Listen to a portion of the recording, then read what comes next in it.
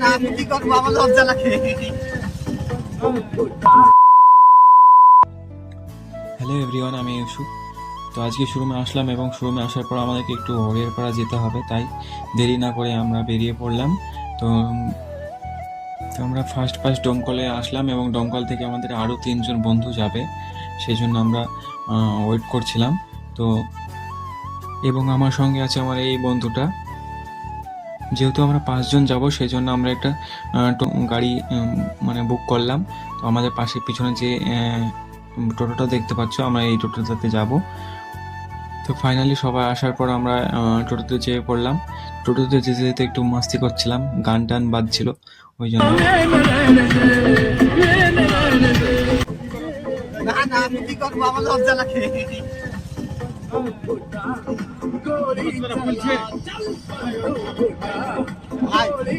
দুই লোক দেখেছি, স্টোরি দিতে হবে।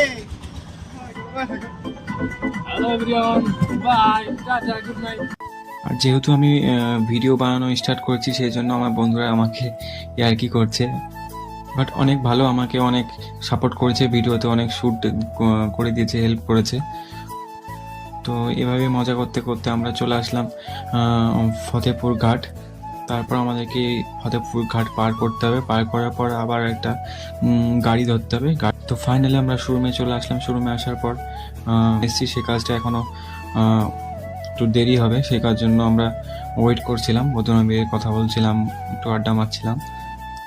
তারপর আমাদের একটা বেলা হয়ে গেছিলো এবং লাঞ্চ টাইম হয়ে গেছিলো, তাই দুপুরের খাবারটা আমরা বাইরে থেকে করে নিয়েছিলাম।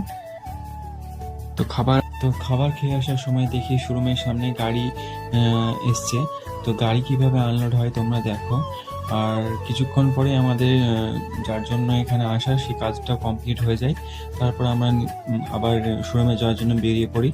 তো ভিডিওটা কেমন লাগলো সেটা তোমরা কমেন্টে নিশ্চয়ই জানাবে, এবং কে কোথা থেকে দেখছো ভিডিওটা সেটাও কমেন্টে জানাবে। তো ভিডিওটা দেখার জন্য থ্যাংক ইউ। দেখা হচ্ছে নেক্সট ভিডিওতে।